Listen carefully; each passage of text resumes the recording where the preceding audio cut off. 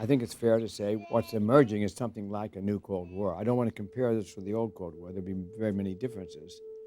But what's comparable about it is the extent of the hostile relations between the United States and Russia. Item 127. Missile suspension released.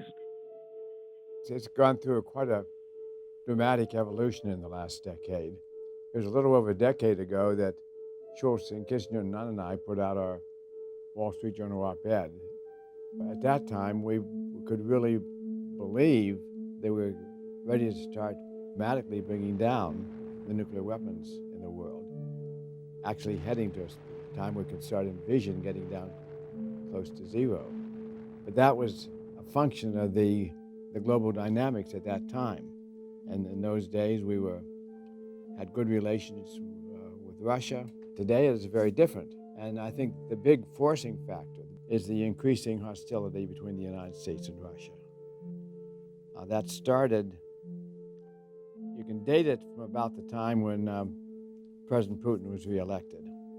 But actually, the seeds for those problems were planted much earlier than that. They were planted when the United States decided to expand NATO against the objections of Russia.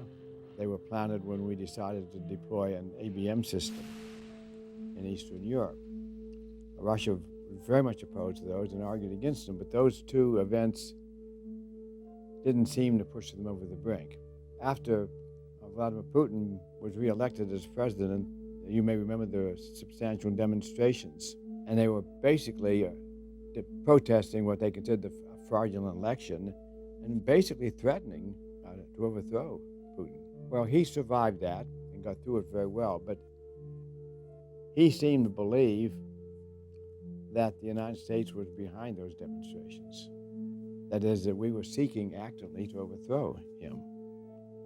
And to the extent he believed that obviously is something which gave him a very bad feeling about the United States. And I think that was the final event, which in his mind made him conclude he was given up trying to work with the United States and would now seek to actively oppose it.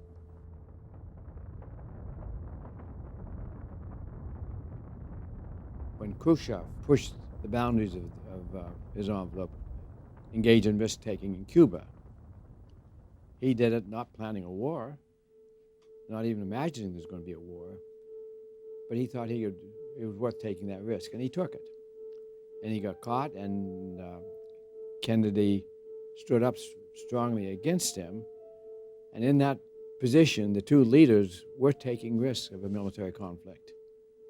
And we now know that had there been a military conflict, it very likely would have escalated to nuclear.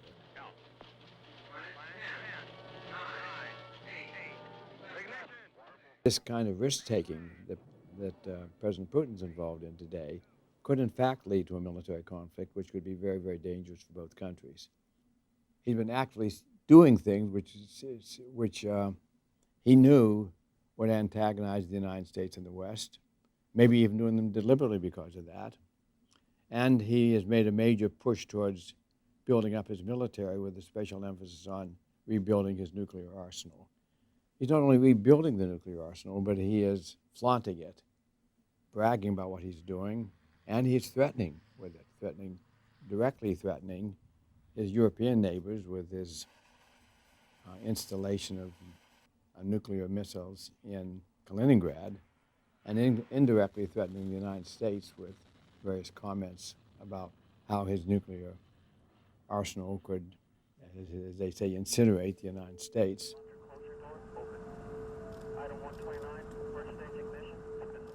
It starts off with the generation of leaders today in general do not understand just how dangerous these nuclear weapons are.